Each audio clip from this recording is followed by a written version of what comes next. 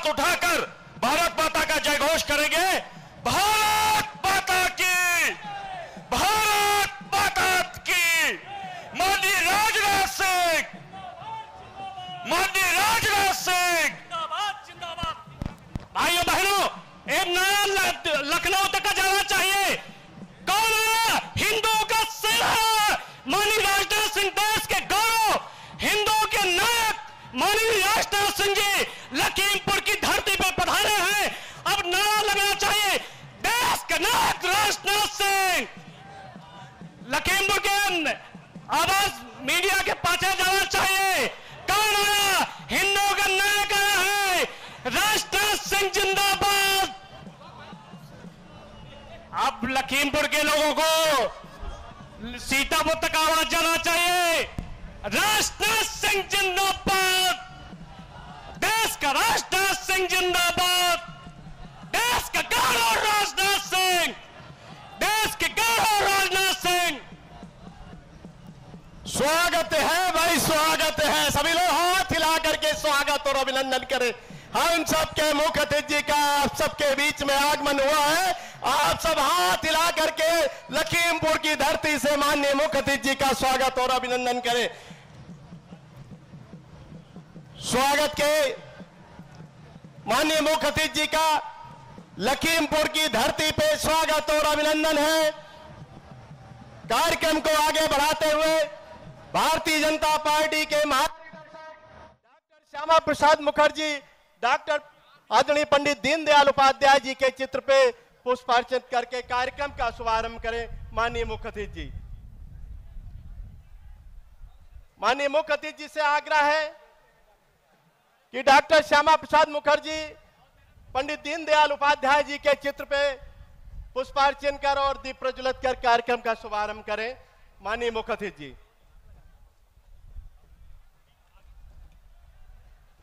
बोलिए भारत माता की, भारत माता की, भारत माता की।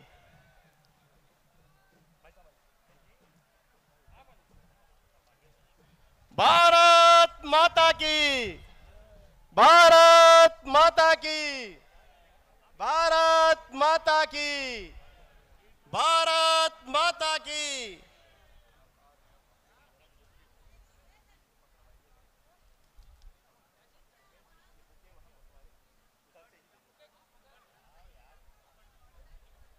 भारत माता की, भारत माता की। आज लखीमपुर की धरती पे भारत सरकार के रक्षा मंत्री आदरणीय श्री राजनाथ सिंह जी भाई साहब का आगमन हुआ है। लखीमपुर की धरती पे उनका हार्दिक स्वागत और अभिनंदन है। स्वागत के इस क्रम में खीरी संसदीय क्षेत्र के भारतीय जनता पार्टी ने जिनको चौथी बार प्रत्याशी घोषित किया है, ऐसे आपके लोकप्रिय सांसद आदरणीय अजय मिश्र टेनी भाई साहब से निवेदन करेंगे कि माननीय मुख्य अतिथि जी को पुष्पगुच्छ भेंट करके स्वागत करें।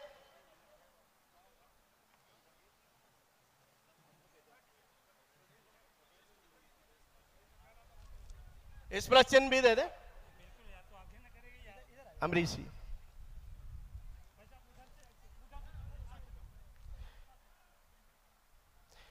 इसी क्रम में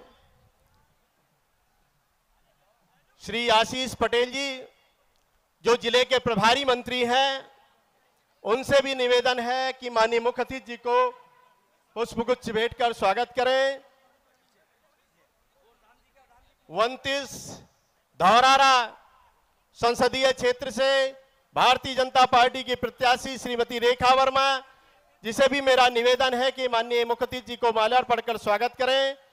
क्षेत्रीय अध्यक्ष श्री कमलेश्वर मिश्रा जी से भी निवेदन है कि माननीय मुख्य अतिथि जी को माल्यार्पण पुष्पगुच्छ भेंट कर स्वागत करें।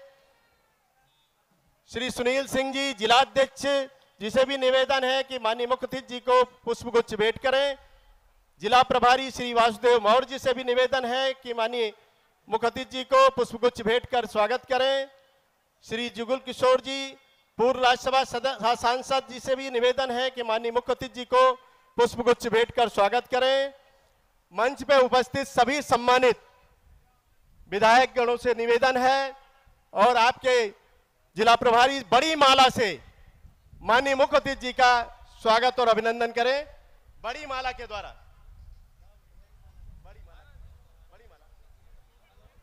सभी सम्मानित माननीय विधायक गणों से निवेदन है कि बड़ी माला के द्वारा श्री अचिन मल्होत्रा जी, श्री विनीत मनार जी, श्री सूरज श्रीवास्तव जी, नरेंद्र सिंह जी, अभिमन्यु जी, ब्रजेश जी, ऐसे सभी लोग बड़ी माला से स्वागत करें माननीय मुख्य अतिथि जी का।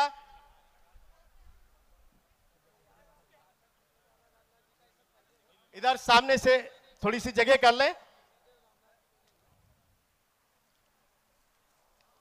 इसी क्रम में मैं सिख समाज के प्रतिनिधि मंडल से निवेदन करेंगे कि माननीय मुख्य अतिथि जी को सरोपा भेंट करने का कष्ट करें। सिख समाज के प्रतिनिधि मंडल आने दीजिए इनको, सिख समाज के प्रतिनिधि मंडल को आने दीजिए।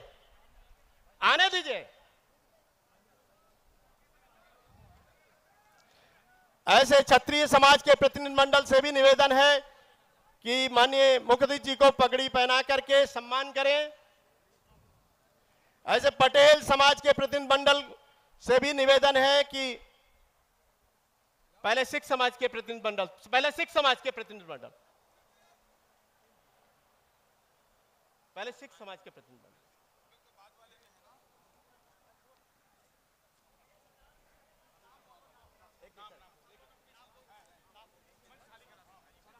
श्री गुरमीत सिंह भुल्लर जी, पुनीत पाल मोंटी जी, अमनदीप सिंह जी, ब्लॉक प्रमुख हरपाल सिंह जी, गुरप्रीत सिंह, जरनैल सिंह, बनमीत राणा जी, ऐसे लोगों से निवेदन है कि माननीय मुख्य अतिथि जी का सरोपा भेंट करें।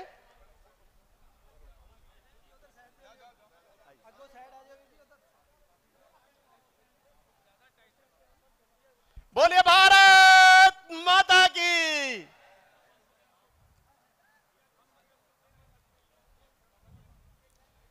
ऐसे पटेल समाज के प्रतिनिधि मंडल श्री रविंद्र पाल सिंह, विजय वर्मा जी, हरवंश लाल वर्मा जी, रमेश वर्मा जी, जेबी सिंह जी,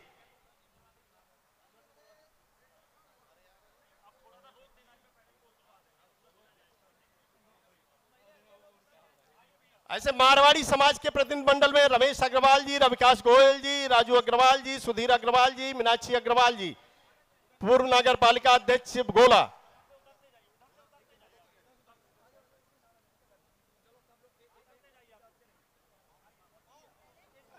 क्षत्रिय समाज से शशि भूषण अग्रवाल जी, पिंटू भाई भी मारवाड़ी समाज के प्रतिनिधि मंडल का स्वागत करेंगे।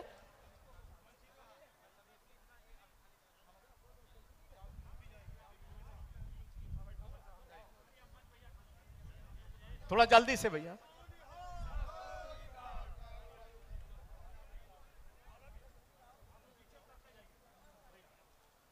भारत माता की। ऐसे पटेल समाज के प्रतिनिधि मंडल से भी आग्रह है कि माननीय मुख्य अतिथि जी का स्वागत और अभिनंदन करें। मारवाड़ी समाज का प्रतिनिधि मंडल अलग अलग जाइएगा। मारवाड़ी पटेल समाज आगे, पटेल समाज आने दीजिए।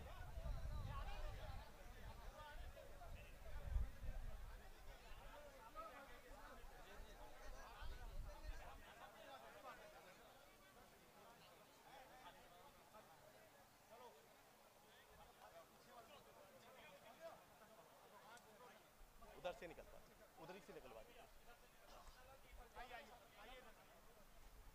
भारत माता की, भारत माता की।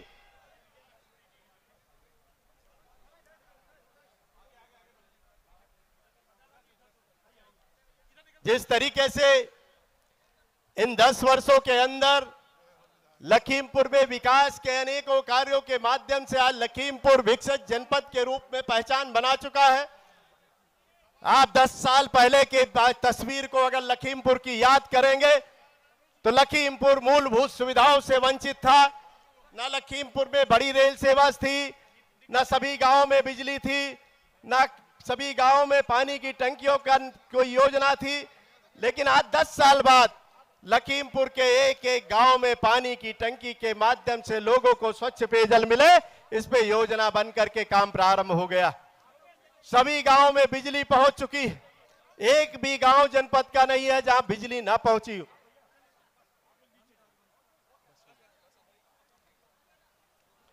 अब मैं आमंत्रित करूंगा 29 धौरारा लोकसभा क्षेत्र के प्रत्याशी आदरणीय बहन रेखा वर्मा जी से निवेदन करूंगा कि आज के इस अवसर पे अपनी बात रखें।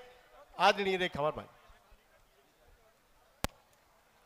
एक बार हम सभी लोग भारत माता की जय बोलेंगे और दोनों हाथ उठा के मुट्ठी बंद करके बोलेंगे, बोलिए भारत माता की, भारत माता की जय श्री राम, जय जय श्री राम। बहुत बहुत धन्यवाद। आज हमारे बीच में हमारे मुख्य अतिथि के रूप में हमारे रक्षा मंत्री श्री माननीय राजनाथ सिंह जी हमारे बीच में उपस्थित हैं। एक बार जोर से ताली बजा के उनका स्वागत करिए। हमारे बीच में उपस्थित हमारे इस लोकसभा के सांसद, इस समय प्रत्याशी बड़े भाई श्री अजय टैनी मिश्रा जी, हमारे बीच में उपस्थित हमारे प्रभारी मंत्री श्री आशीष पटेल जी, हमारे बीच में उपस्थित हमारे क्षेत्रीय अध्यक्ष श्री कमलेश मिश्रा जी, हमारे विधायक श्री योगेश वर्मा जी, विधायक श्री मती मंजू त्यागी जी, हमारे बीच में उपस्थित हमारे मोहम्मदी विधानसभा के विधायक श्री लोकेंद्र प्रताप सिंह जी, हमारे बीच में उपस्थित हमारे विधायक श्री विनोद शंकर अवस्थी जी, हमारे एमएलसी श्री उमेश द्विवेदी जी, हमारे एमएलसी श्री अवनीश सिंह पटेल जी और समस्त पार्टी के मंचासीन अतिथिगण, सभी का इस कार्यक्रम में मैं हार्दिक स्वागत व अभिनंदन करती हूँ।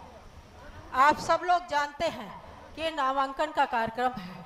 अभी हमारे मुख्य अतिथि जी और हमारे प्रत्याशी के रूप में बड़े भाई अजय टैनी मिश्रा जी बोलेंगे, उसके पहले मुझे मौका दिया गया बोलने का। मैं आप सबसे अनुरोध करती हूँ कि 2014 से जिस तरह से आप सब लोगों ने निरंतर मेहनत करके पार्टी को आगे बढ़ाने का कार्य किया है और 2014 और 19, 17, 22 सभी चुनाव को भारी मतों से विजयी बना के भेजा है, उसी तरह से इस चुनाव को भी हम बहुत अच्छे मतों से जीतेंगे। मुझे पूरा विश्वास है आप लोगों पे। मैं आपके बीच में आई हूँ, आप सबसे अनुरोध करती हूँ कि 2014 से निरंतर हमारी सरकार जिस तरह से काम कर रही है, चाहे हमारी योजनाओं को जन जन तक पहुंचाने की बात हो, चाहे देश की सम्मान की बात हो, चाहे देश को विश्व में स्थापित करने की बात हो, हमारी सरकार ने 10 सालों में बहुत ही महत्वपूर्ण निर्णय लेते हुए देश का सम्मान बढ़ाने का कार्य किया है। आज आप सबके बीच में आई हूँ। हम दोनों लोग प्रत्याशी हैं। आप सबसे अनुरोध करते हैं, क्योंकि अभी हमारे बहुत अतिथि बैठे हैं जिनको बोलना है, मैं कम शब्दों में अपनी बात रखने का प्रयास करती हूँ, क्योंकि हम सभी दोनों लोग प्रत्याशी हैं। आप सबके आशीर्वाद से निरंतर 10 साल आपकी सेवा की है। आज फिर चुनाव है और आप सबका भरपूर आशीर्वाद और सहयोग हम सबको निरंतर मिलता रहा है। आज फिर चुनाव आ गया है तो आपके आशीर्वाद और सहयोग की आवश्यकता है। आप सब लोग पूरी मेहनत के साथ हमारे प्रत्याशी अजय टैनी मिश्र जी बनके और रेखा वर्मा बनके आपको ये चुनाव लड़ाना है। आप सबसे अनुरोध करते हुए मैं आप सबको बहुत बहुत धन्यवाद देती हूँ कि आप सब लोग आए, हम सबको सुनने का मुझे और आशीर्वाद देने का मौका दिया, उसके लिए हृदय से बहुत बहुत धन्यवाद। अपनी वाणी को विराम देती हूँ। जय हिंद, जय भारत। धन्यवाद। अब मैं आमंत्रित करूंगा आपके लोकप्रिय नेता, जिन्होंने इस जनपद को 2014 से लेकर के 2024 तक पूरा जनपद की तस्वीर को बदलने का काम किया है, ऐसे आदरणीय अजय मिश्र टेनी जी भाई साहब को मैं आमंत्रित करता हूं कि आज के इस अवसर पे हम सभी के समक्ष अपनी बात रखें। आदरणीय अजय मिश्र टेनी भाई साहब।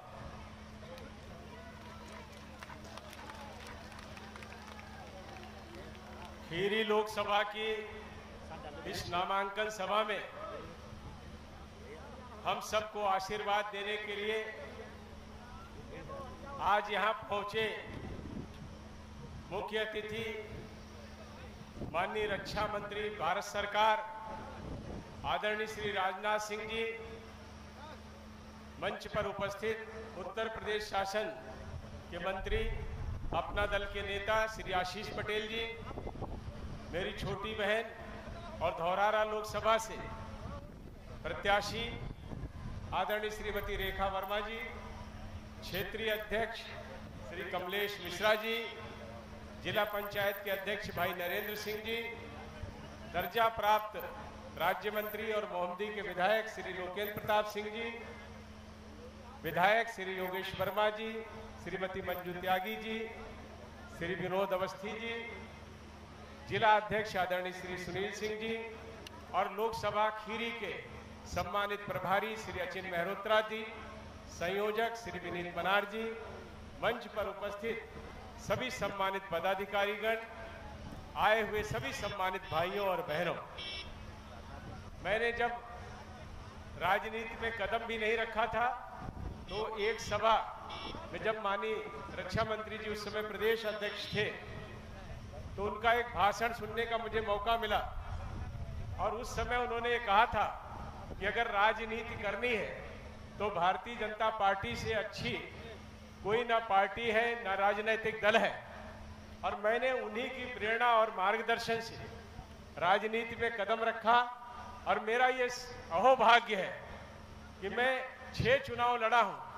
माननीय रक्षा मंत्री जी ने प्रदेश अध्यक्ष रहते हुए, राष्ट्रीय अध्यक्ष रहते हुए, गृह मंत्री, रक्षा मंत्री, सभी पदों पर रहते हुए निरंतर 6 के 6 चुनाव में यहाँ पर आकर के मुझे आशीर्वाद दिया। मैं उनका बहुत बहुत अभिनंदन करता हूं और उनका स्वागत करता हूं। आज उन्हीं की प्रेरणा से मैं भारतीय जनता पार्टी के सामान्य कार्यकर्ता से आज इस स्थिति में पहुंचा हूं तो उन्हीं की प्रेरणा और उनका मार्गदर्शन है। हम सब के लिए ये बहुत ही भाग्य की बात है कि मुझे प्रत्येक चुनाव में उनका आशीर्वाद मिलता है और जो मेरे लिए एक प्रेरणा के साथ साथ हमेशा एक उत्साहजनक स्थिति पैदा करने के लिए एक बड़ी ताकत बनता है। हम सब ने जब राजनीति प्रारंभ की थी, मैं संक्षेप में ही कहूंगा, माननीय रक्षा मंत्री जी का उद्बोधन हम सबको सुनना है। हम लोगों ने जब राजनीति में प्रारंभ किया था उस समय भारतीय जनता पार्टी की दृष्टि से हम प्रदेश में 3रे स्थान पर थे, आज दुनिया में पहले नंबर पर है। और जहां तक लखीमपुर जनपद की बात करें तो जब मैंने चुनाव लड़ना प्रारंभ किया था तो हमारे देश में बिजली, पानी, सड़क, ऐसी बहुत सारी मूलभूत आवश्यकताएं थी जो लोगों की पूरी नहीं हुई थी। लेकिन आज मैं कह सकता हूं लोगों की जरूरत के लिए राशन कार्ड से लेकर के बिजली, पानी, कोई गांव ऐसा नहीं है जहां पर बिजली की लाइन ना पहुंच गई हो, पानी ना पहुंच गया हो। और एलपीजी 99% से ज्यादा लोगों के पास लखीमपुर में एलपीजी उपलब्ध है। प्रधानमंत्री आवास हो, सड़कें हो, नेशनल हाईवे 1 था 3 है, बड़ी रेलवे लाइन है, कई ट्रेनें चलती हैं, मेडिकल कॉलेज है, 200 बेड का मदर चाइल्ड हॉस्पिटल है, अनेक शैक्षिक संस्थाएं हैं। और लखीमपुर जनपद जो 10 साल पहले पिछड़े जिलों में शामिल था, आज हम कह सकते हैं केंद्र सरकार और प्रदेश सरकार की जितनी फ्लैगशिप योजनाएं हैं 1 से 10 नंबर में हर जगह पर लखीमपुर का नाम आता है। ये सब आप सब लोगों के सहयोग से संभव हुआ है। आज माननीय रक्षा मंत्री जी हम सब लोगों का यहाँ पर मार्गदर्शन करने आए हैं, मुझे भी उनका आशीर्वाद मिलेगा और उनके आशीर्वाद से ही यहाँ तक मैं पहुँचा हूँ। आप सब लोग, हम लोग मिलकर के ये आश्वासन देंगे और जिस तरह का माहौल आज पूरे देश में है, फिर से भारतीय जनता पार्टी की सरकार भारी बहुमत से बनने जा रही है और उत्तर प्रदेश की 80 की 80 हम सीटें जीत रहे हैं। माननीय रक्षा मंत्री जी हम सबका उद्बोधन भी करेंगे, वो आशीर्वाद देने के लिए यहाँ पर आए। मैं उनका बहुत हृदय से आभार व्यक्त करता हूँ। लखीमपुर का जनप्रतिनिधि होने के नाते आपकी तरफ से भी उनका स्वागत, अभिनंदन और आभार व्यक्त करते हुए अपनी बात समाप्त करता हूँ। आप सबको बहुत बहुत धन्यवाद।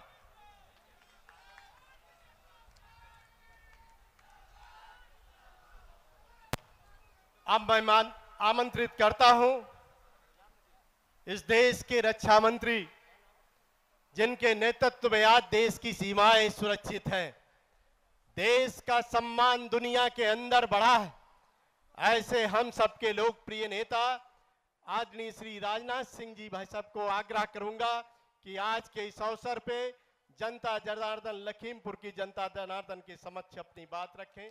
मानी जी।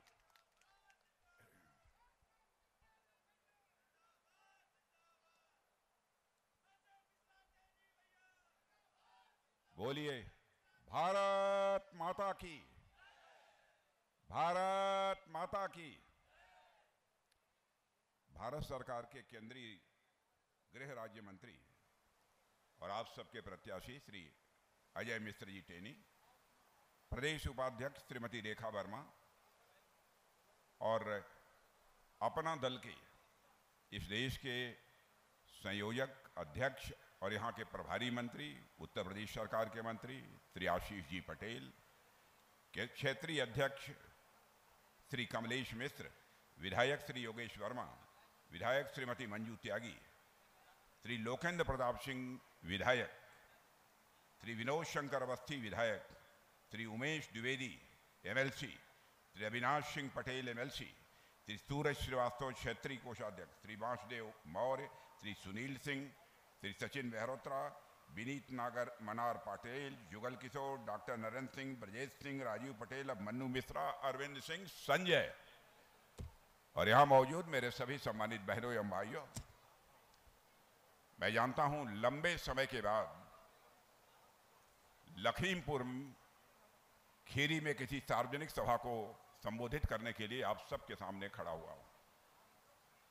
पहले जब उत्तर प्रदेश का मुख्यमंत्री था तब तो आप लोगों के साथ बराबर बातचीत होती रहती थी, संवाद होता रहता था, लेकिन केंद्र में जाने के बाद स्वाभाविक रूप से इसमें कमी आई। लंबे समय के आने के बाद भी आप लोगों ने फूलों की हार पहनाकर और शब्दों के माध्यम से भी मेरा अभिनंदन और स्वागत किया है, लेकिन मैं जानता हूं भारत की परंपरा है और शिष्टाचार का तकाजा है, स्वागत, अभिनंदन और सलाम दुआ कभी एक तरफा नहीं होना चाहिए। इसलिए मैं भी अपनी तरफ से शीश झुकाकर आप सभी बहनों भाइयों का हार्दिक अभिनंदन करता हूं, आप सभी का स्वागत करता हूं।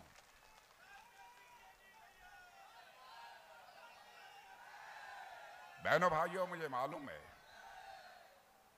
यह लखीमपुर खीरी की धरती, ये बहुत प्राचीन काल में लक्ष्मीपुर के नाम से यह जानी जाती थी। एक से एक हस्तियां यहां पर पैदा हुई हैं, लेकिन आजादी हासिल होने के बाद उत्तर प्रदेश जो बड़ा राज्य था उसको जिस ऊंचाई को हासिल कर लेना चाहिए उस ऊंचाई को नहीं हासिल कर पाया। लेकिन आज मैं डंके की चोट पर कह सकता हूं और मुझे गौरव की अनुभूति होती है कहते हुए, जब से यहां पर भारतीय जनता पार्टी के स्पष्ट बहुमत के आधार पर सरकार बनी है और योगी जी ने मुख्यमंत्री के रूप में अपनी जिम्मेदारी संभाली है, बहनों भाइयों, उत्तर प्रदेश का मान सम्मान बढ़ा है, उत्तर प्रदेश का कद बढ़ा है। और सबसे बड़ा सवाल उत्तर प्रदेश में रहा करता था कानून और व्यवस्था की स्थिति का चुस्त दुरुस्त न होना। लेकिन केवल उत्तर प्रदेश नहीं, हिंदुस्तान का हर व्यक्ति से स्वीकार करता है कि उत्तर प्रदेश में कानून और व्यवस्था की स्थिति पहले से अच्छी हुई है, चुस्त दुरुस्त हुई है। कोई भी राज्य यदि विकास करना चाहता है तो मैं मानता हूं कि विकास की पहली शर्त यही होती है वहां लॉ एंड ऑर्डर, कानून और व्यवस्था की स्थिति चुस्त दुरुस्त होनी चाहिए। और मुझे तो उत्तर प्रदेश में ही सारी जिंदगी हमारी गुजरी है, भिन्न भिन्न जिम्मेदारियों का यहां पर मैंने निर्वाह किया है। जब मैं यह सुनता हूं उत्तर प्रदेश $1 ट्रिलियन की अर्थव्यवस्था बनने जा रहा है तो बहनों भाइयों, स्वाभाविक रूप से मेरा सीना चौड़ा होता है। वैसे तो हमारा देश भी हमारे प्रधानमंत्री मोदी जी के नेतृत्व में तेजी से आगे बढ़ रहा है। आप ये कहेंगे कैसे तेजी से आगे बढ़ रहा है? यदि आपके यहां के कोई व्यक्ति यदि विदेशों में जाता हो और पहले भी यदि वह विदेशों में गया होगा, उसे यह एहसास होगा कि भारत का कद अंतर्राष्ट्रीय जगत में कितना बढ़ा है। बहनों भाइयों, पहले भारत अंतर्राष्ट्रीय मंचों पर, दुनिया के मंचों पर कुछ बोलता था तो लोग भारत की बातों को गंभीरतापूर्वक नहीं सुनते थे, लेकिन आज अंतर्राष्ट्रीय मंचों पर भारत कुछ बोलता है तो सारी दुनिया कान खोलकर सुनती है भारत बोल क्या रहा है। यह भारत की हैसियत सारी दुनिया में बनी है।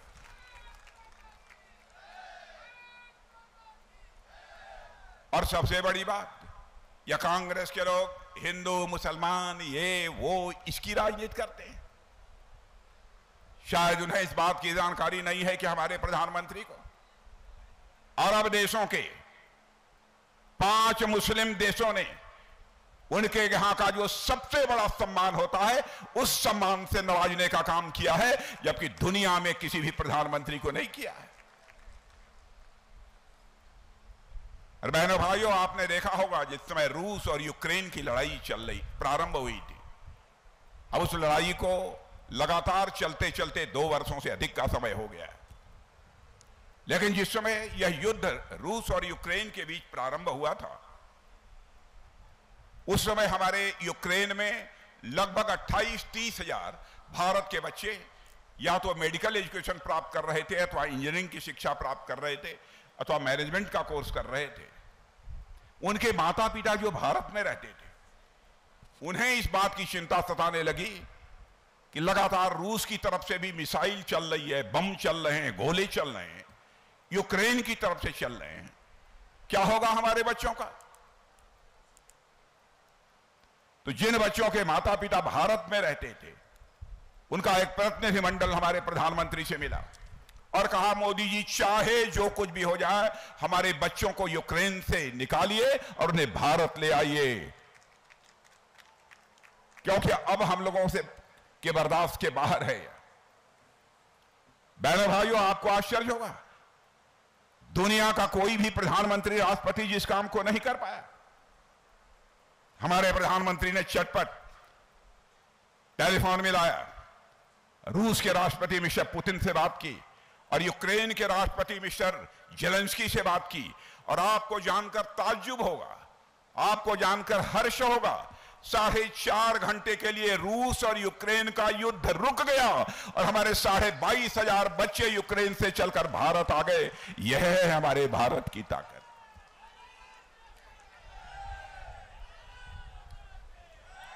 यह है हमारे भारत की ताकत।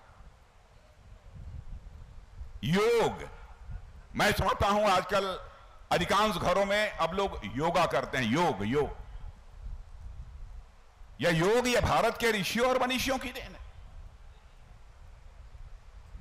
संयुक्त राष्ट्र संघ में इसका प्रस्ताव रखने का काम पहली बार भारत के इतिहास में किसी प्रधानमंत्री ने किया था, तो हमारे प्रधानमंत्री ने किया था। बहनों भाइयों, और आपको जानकर खुशी होगी, जो हमारे प्रधानमंत्री ने संयुक्त राष्ट्र संघ में योग को सारी दुनिया को अपनाना चाहिए, योग पूरे दुनिया को करना चाहिए, जब यह प्रस्ताव रखा था तो दुनिया के 172 देशों ने हमारे प्रधानमंत्री का समर्थन किया था, भारत का समर्थन किया था। और अब 21 जून को सारी दुनिया में अंतर्राष्ट्रीय योग दिवस के रूप में मनाया जाता है। इसलिए मैंने कहा कि अंतर्राष्ट्रीय जगत में भारत का कद तेजी के साथ बढ़ा है। धन दौलत के मामले में यदि आप देखें, धन दौलत के मामले में, उसके आकार के मामले में, 2014 में जब हम लोगों की पहली सरकार बनी थी, उस समय भारत दुनिया में 11वें स्थान पर खड़ा था। लेकिन इसी भारत ने 7-8 वर्षों के अंदर जंप लेकर दुनिया की टॉप 5 कंट्रीज में आकर खड़ा हो गया, दुनिया के 5 देशों की कतार में आकर खड़ा हो गया। दुनिया के बड़े बड़े अर्थशास्त्री और वित्तीय संस्थाएं, फाइनेंशियल फर्म्स अब यह दावा कर रही हैं कि भारत जिस तरीके से आगे बढ़ रहा है, इस हकीकत को नकारा नहीं जा सकता है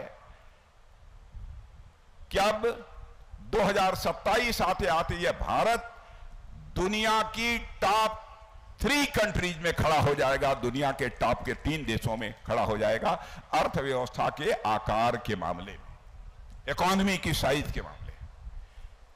यह है हमारे भारत की हैसियत। इसीलिए मैं कहता हूं कि अंतर्राष्ट्रीय जगत में भारत की प्रतिष्ठा बड़ी तेजी के साथ बढ़ी है।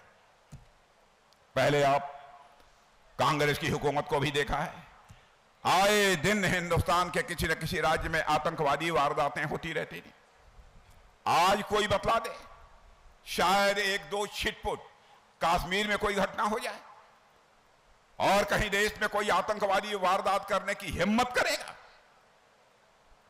लोगों को समझ में आ गया है यदि आतंकवादी हरकत करने की हम कोशिश करेंगे तो उसका हमको बहुत ही बुरा खामियाजा भुगतना पड़ेगा। यह लोगों के समझ में आने लगा है।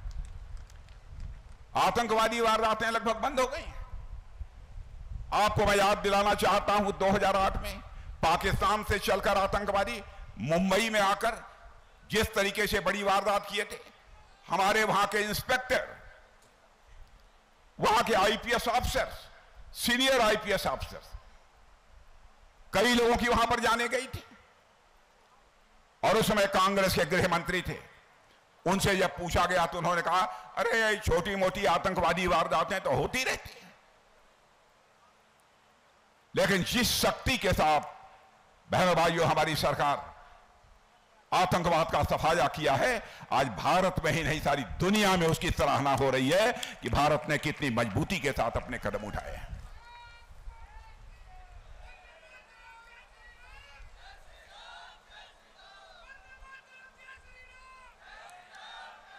गरीबी का जहां तक सवाल है, मैं आपको याद दिलाना चाहता हूं, गरीबी को लेकर पंडित जवाहरलाल नेहरू जी मैं बहुत सम्मान करता हूं, इंदिरा जी का भी सम्मान करता हूं। बहनों भाइयों, मैं किसी भी प्रधानमंत्री की आलोचना नहीं करता हूं, चाहे वह कांग्रेस का हो अथवा किसी दूसरे दल का हो। हमारी यह धारणा है प्रधानमंत्री प्रधानमंत्री होता है, वह व्यक्ति नहीं है, वह संस्था है, वह इंडिविजुअल नहीं है, इंस्टीट्यूशन है। आलोचना नहीं करता, लेकिन हकीकत यह है, नेहरू जी भी कहते थे हमारी सरकार बना दो, हम हिंदुस्तान से गरीबी को मिटा देंगे। इंदिरा जी ने भी कहा हमारी सरकार बना दो, हिंदुस्तान से हम गरीबी को मिटा देंगे। राजीव गांधी जी ने कहा कि हमारी सरकार बना दो, हिंदुस्तान से हम गरीबी को मिटा देंगे। लेकिन बहनों भाइयों, हिंदुस्तान की गरीबी बढ़ती चली गई, हिंदुस्तान की गरीबी समाप्त नहीं होने पाई थी। लेकिन 8-9 वर्षों के अंदर हमारी सरकार ने मोदी जी के नेतृत्व में वह करिश्मा कर दिया। जिनको इसका पता लगाना हो लगा लें। और मैं अपने प्रेस के दोस्तों से भी कहना चाहता हूं, हमारी यदि कोई बात गलत हो अखबार के पन्नों पर लिख दें, क्योंकि जनता के आंखों में धूल झोंक कर जीवन में मैंने राजनीति नहीं की है, जनता की आंखों में आंख डालकर मेरे बहनों भाइयों मैंने राजनीति की है। मैं नहीं कह रहा हूं, सारे विश्व के अर्थशास्त्री, सारे विश्व के अर्थशास्त्री, सारी विश्व की बड़ी बड़ी फाइनेंशियल फर्म, वित्तीय संस्थाएं कर रही हैं। 8-9 वर्षों के अंदर ही हिंदुस्तान में 25 करोड़ लोगों को गरीबी रेखा के बाहर करने में वहां की सरकार ने कामयाबी हासिल की है। यह है हमारी सरकार।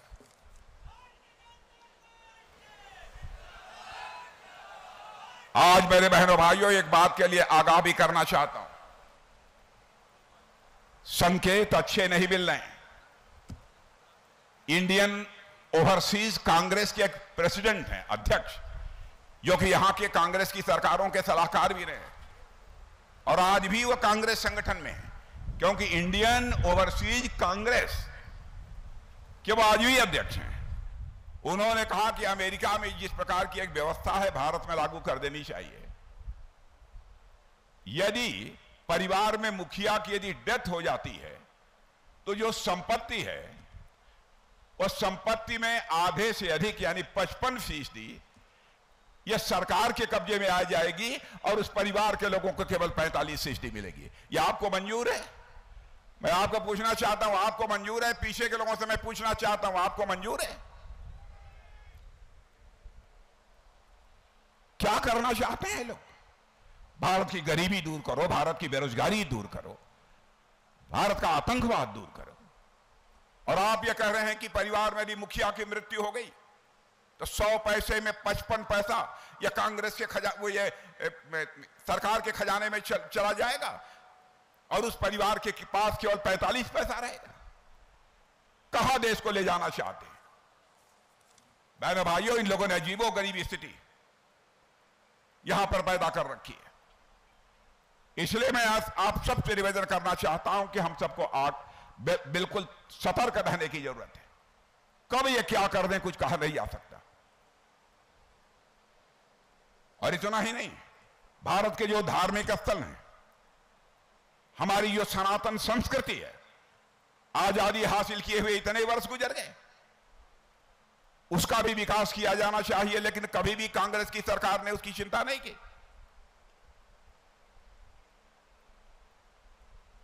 बहनों भाइयों, हम लोगों ने अधिकांश धर्मों की चिंता की है जो उनके ऐसे पूज्य स्थल हैं, आराधना के स्थल हैं। करतारपुर साहब भी जाकर कोई देख ले क्या किया है हमारी सरकार ने। यहां के मंदिरों को किस तरीके से उसका पुनरुत्थान किया है। हिंदुस्तान की विरासत की सुरक्षा करना भी मैं समझता हूं हिंदुस्तान के हर सरकार की यह नैतिक जिम्मेदारी बनती है और इस जिम्मेदारी का निर्वाह करना चाहिए।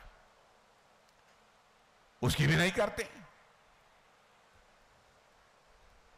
और बहनों भाइयों, भारतीय जनता पार्टी का जहां तक सवाल है, मैं दो टूक शब्दों में आपसे कहना चाहता हूं, हिंदुस्तान की अकेली राजनीतिक पार्टी है जो कहती है वह करती है। मैं पार्टी की बात कर रहा हूं, व्यक्ति विशेष की बात नहीं कर रहा हूं। हमारे 1951 से जब हम जनसंघ के रूप में काम करते थे, तब से लेकर आज तक हमारी चुनावी घोषणा पत्र को उठाकर देख लीजिए, जो हमने कहा है अक्षरशः पालन किया है। हम लोगों ने कहा था कि जिस दिन भारत की संसद में कि दोनों सदनों में हमको स्पष्ट बहुमत मिल जाएगा, हम चुटकी बजाकर धारा 370 समाप्त करेंगे, और आपने देखा कि धारा 370 को हम लोगों ने समाप्त कर दिया। और आज जम्मू कश्मीर का वही स्टेटस है जो हिंदुस्तान के अन्य राज्यों का स्टेटस है। हम लोगों ने कहा था हमारी सरकार बनेगी, संसद में हमको बहुमत मिलेगा, तो अयोध्या की धरती पर भव्य राम का मंदिर बनकर रहेगा।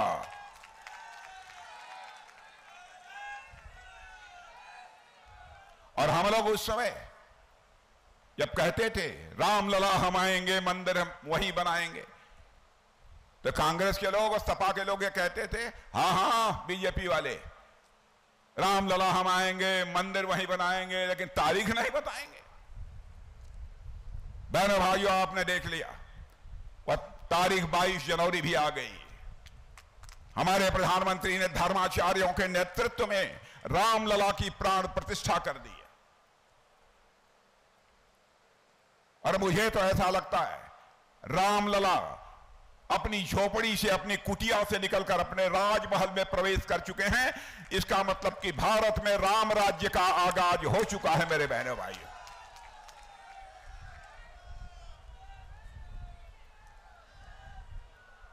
बहुत सारी चीजें, 3 तलाक की बात हम लोगों ने कही थी।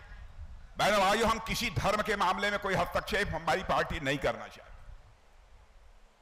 लेकिन 3 तलाक के बारे में लोग कहते हैं आपने क्यों हस्तक्षेप किया, क्यों इस प्रथा को समाप्त किया। बहनों भाइयों, हिंदू हो, मुसलमान हो, ईसाई हो, हमारे सिख भाई, यहूदी हो, कोई हो, हर की मां बहन बेटी हमारी भी मां बहन बेटी है। बहनों भाइयों, किसी मां बहन बेटी पर यदि कोई जुल्म ढाया जाएगा, हमारी सरकार बने या न बने, हम उस मां बहन बेटी के साथ खड़े रहेंगे। बहनों भाइयों,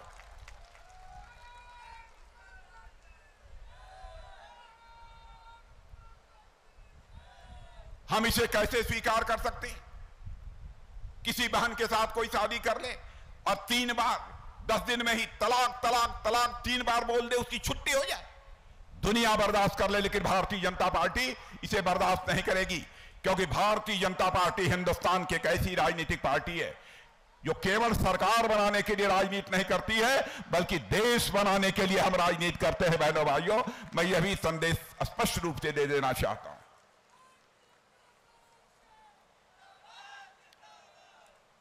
अब इन चीजों की चर्चा मैंने इसलिए की कि आवश्यक था, लोगों के अंदर भ्रम पैदा किया जाता था। अब नागरिकता कानून है। बहनों भाइयों, मैंने जाकर देखा था जब मैं भारत का गृह मंत्री था, दिल्ली में पाकिस्तान से बहुत सारे हिंदू और सिख, उनके परिवार आए हुए थे, शरण लिए हुए थे। और जिस प्रकार की स्थिति में वो वहां रह रहे थे, ठीक तरीके से शौचालय नहीं था, स्थान वहां पर स्नान करने की व्यवस्था नहीं थी। उसी समय मैंने अधिकारियों को निर्देश दिया था कि यह बिल तैयार किया जाना चाहिए नागरिकता देने का, और बिल तैयार हुआ था, लोकसभा में पारित हुआ था। उस समय राज्यसभा में बहुमत नहीं था, इसलिए पारित नहीं हो पाया था। लेकिन हमारे अनुज, आज के गृह मंत्री अमित भाई जब गृह मंत्री बने तो उन्होंने भारत की संसद में डंके की चोट पर इसे पास कराने में महत्वपूर्ण भूमिका का निभाई। अरे भाई, जिसका धार्मिक उत्पीड़न होगा, पाकिस्तान, अफगानिस्तान, बांग्लादेश आदि धार्मिक उत्पीड़न हुआ है, अब वो हमारे भारत में शरण लेना चाहता है, हम उसको शरण नहीं देंगे, उसको नागरिकता नहीं देंगे, हम किसको नागरिकता देंगे?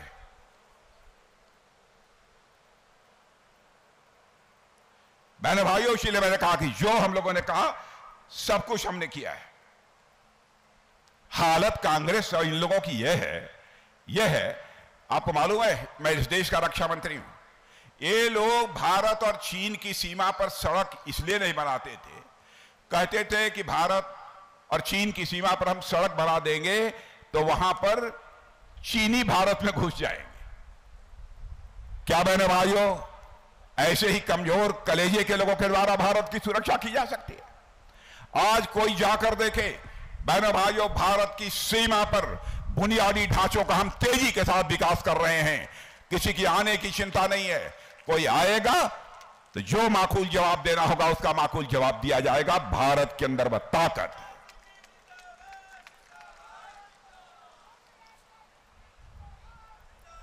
भारत चाइना अपनी तरफ जो करना चाहे करे, भारत इधर जो करना चाहिए वह कर रहा है।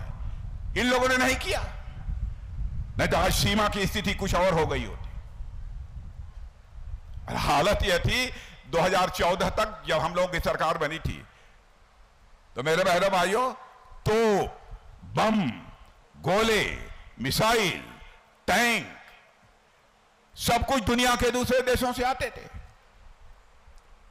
मैं आपको बतलाना चाहता हूं कि रक्षा सामग्री 1 लाख करोड़ रुपए से ज्यादा का उत्पादन इस साल किया है। भारत की आवश्यकताओं को हम पूरा कर रहे हैं और साथ ही साथ दुनिया के दूसरे देशों को भी हम एक्सपोर्ट कर रहे हैं। अभी हाल में ही मिसाइल हमने एक्सपोर्ट किया है, ब्रह्मोस मिसाइल बहनों भाइयों, इधर से चले तो सीमा के उस पार जाकर मार सकती है, ऐसी है ब्रह्मोस मिसाइल।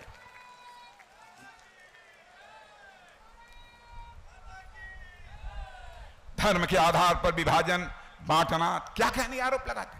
मैं पूछना चाहता हूं, हमारी सरकार ने, हमारे प्रधानमंत्री ने यदि मकान, पक्का मकान सबको दिया है तो देखा है कि कौन हिंदू है, कौन मुसलमान है, कौन ईसाई है? सबको दिया है जिनको जरूरत थी। घर में नल के माध्यम से जल पहुंचना चाहिए, कोई भेदभाव धर्म के आधार पर नहीं किया। बिजली, कोई भेदभाव नहीं किया। किसान, चाहे कोई किसान हो, किसी जाति, पंथ, मजहब का क्यों ना हो, 6,000 रुपया उसके खाते में पहुंचना चाहिए, वह भी हमारी सरकार दे रही है। गर्भवती महिलाएं, चाहे किसी कौम की हो, किसी जात की हो, सेवा कर रही हैं, 6 महीने तक लगातार वो छुट्टी पर रह सकती हैं, उनको लगातार वेतन मिलेगा।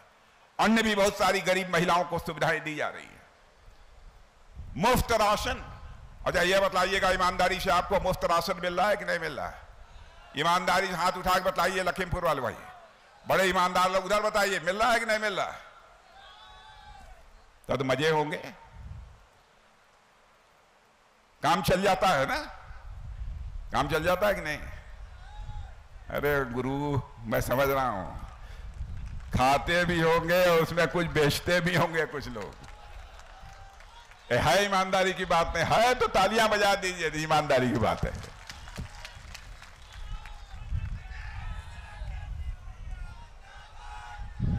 मेरे बहनों भाइयों, करिश्मा हो रहा है भारत में, करिश्मा हो रहा है भारत में। यही कांग्रेस की हुकूमत थी, 8-9 किलोमीटर हाईवे बनती थी, सड़कें बनती थी। आज 38 से लेकर 40 किलोमीटर सड़कें बन रही है बहनों, प्रतिदिन बन रही हैं, प्रतिदिन बन रही हैं। यह है हमारा भारत। इसलिए मुझे इस बार के चुनाव में लगता है कि सपा सपा का नाम जब 5-10 साल के बाद बच्चों से पूछा जाएगा, बेटा सपा को जानते हो, क्या नाम है उसका, तो लोग समाजवादी पार्टी भूल जाएंगे, कहेंगे सपा का मतलब समाप्त पार्टी।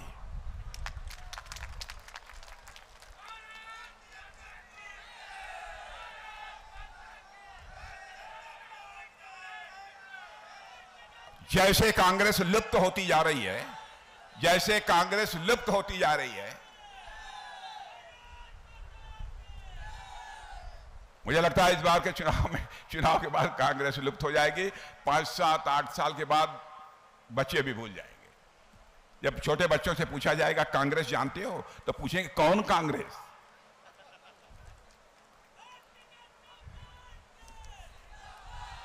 जैसे डायनासोर का नाम कितने लोगों ने सुना है? डायनासोर पूरी धरती से लुप्त हो गया है। मुझे लगता है जल्दी कांग्रेस भी इस धरती से लुप्त हो जाएगी।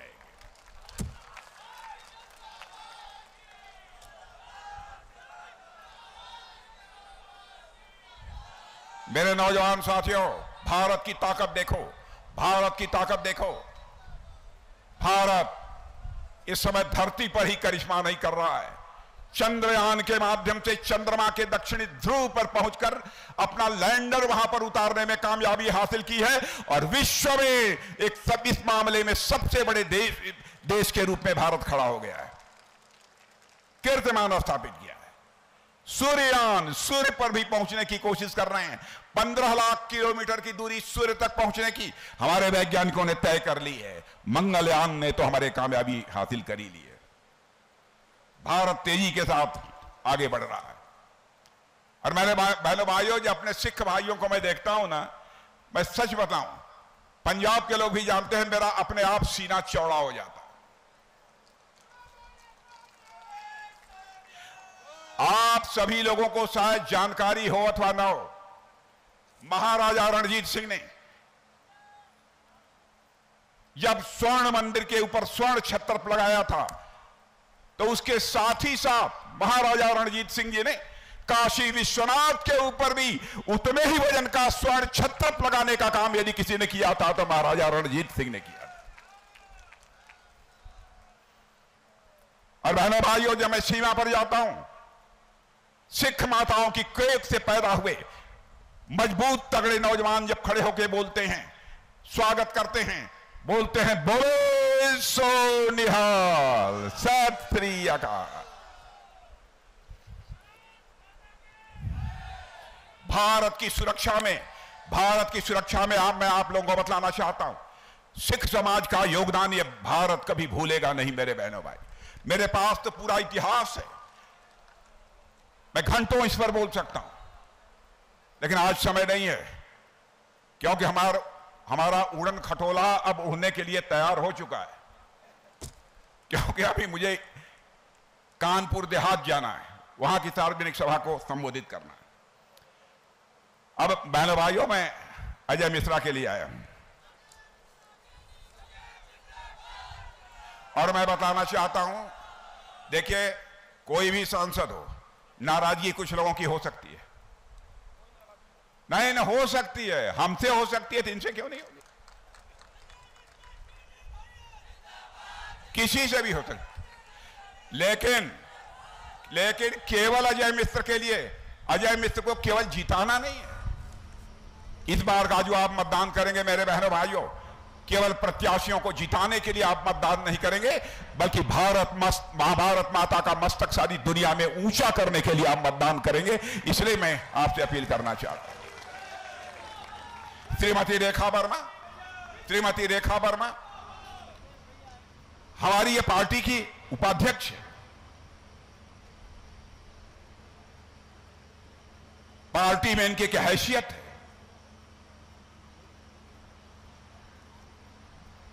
यहां के लोगों को लगता होगा घर की मूली साग बराबर, लग सकता है आपको। और मैंने रेखा वर्मा को बोलते हुए संसद में सुना है।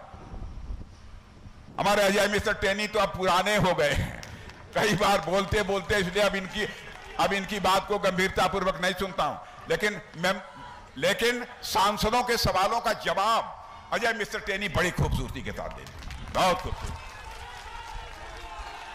लेकिन रेखा वर्मा भी भारत की संसद में अपने क्षेत्र ही नहीं बल्कि उत्तर प्रदेश की समस्याओं को प्रभावी तरीके से आवाज देने का काम करती हैं। तो रेखा वर्मा के एक हमारे यहां हमारे छोटे भाई आशीष पटेल यहां मौजूद है, प्रत्याशी नहीं है, अपना दल के नेता। कहां भैया चेहरा दिखा दो, ठीक ठाक चेहरा है इनका, देखिए पर्सनालिटी भी ठीक ठाक है। ये मंत्री हैं यहां पर। हमारे क्षेत्रीय अध्यक्ष कहां? ये हमारे क्षेत्रीय अध्यक्ष हैं। ये एक से एक दिग्गज यहां मौजूद हैं सब। तो बहनों भाइयों, मैं आश्वस्त होकर जाऊं, बोलिए आश्वस्त होकर जाऊं, तो यदि जाऊं तो एक बार पीछे से लेकर वहां तक सब लोग एक साथ ताली बजाइए, तब तो मैं मान लूंगा कि पक्का।